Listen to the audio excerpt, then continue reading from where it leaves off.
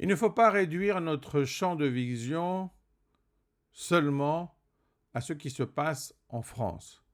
Il faut avoir en tête que, à part les élections françaises, nous avons des élections en Grande-Bretagne, nous avons des élections en Iran et évidemment nous avons des élections aux États-Unis. Donc toutes ces élections modifient les situations. Ce sont des élections qui interviennent dans le cadre de situations internationales en phase de crise. On voit bien l'importance, par exemple, de l'élection en Iran par rapport au conflit en Israël et à Gaza. On voit bien le problème des élections en France et aussi au Royaume-Uni par rapport à la situation de crise en Ukraine. On le voit aussi, bien sûr, avec les élections américaines. Donc, il faut bien considérer qu'on a un ensemble de changements au sein de la même année, en 2024, et il ne faut pas se réduire à analyser ces changements simplement au niveau national ou local. Ce sont des changements qui font intervenir plusieurs États, qui font intervenir l'OTAN, qui font intervenir l'Union européenne, qui font intervenir nos alliés dans le Moyen-Orient, et par conséquent, il serait complètement impensable de considérer ces élections de façon locale.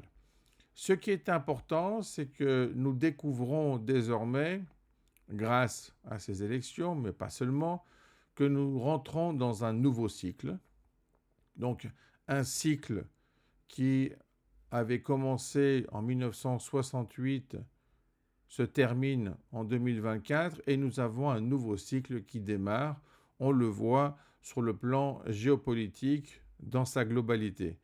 C'est important donc de réaliser que ce cycle qui commence est évidemment la continuation du cycle précédent, mais va y avoir de nouvelles choses, une nouvelle donne, un New Deal, et ce sera très important de comprendre le rôle de chacun dans ce nouveau cycle.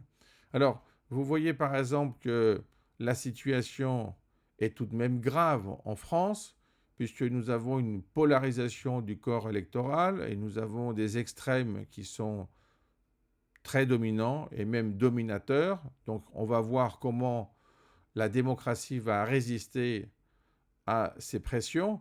Nous avons un ultra-conservateur et un réformateur en Iran, et les élections vont changer la donne dans ce pays qui a une tendance évidemment à manipuler le Hezbollah, Hamas et aussi d'autres personnes dans la région.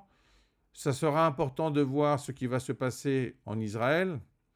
On voit l'importance aussi des élections en Angleterre, puisqu'il s'agit principalement, d'après les sondages, une sorte de contrepoint par rapport à la tendance générale en Europe. Et puis, il y a évidemment les élections aux États-Unis qui vont faire euh, des mouvements presque tectoniques à l'échelle de la géopolitique en fonction des résultats. Donc, il est très important de faire attention à l'ensemble de ces élections, de mettre en évidence un réseau, puisque les unes influencent les autres, peut-être pas directement comme on pourrait le penser, n'oublions pas tout de même les problèmes d'ingérence, mais de toute manière, indirectement, c'est essentiel, car finalement, nous choisissons cette année les nouveaux hommes politiques qui vont intervenir dans cette suite, et c'est très important de le réaliser qu'il s'agit d'un changement de cycle.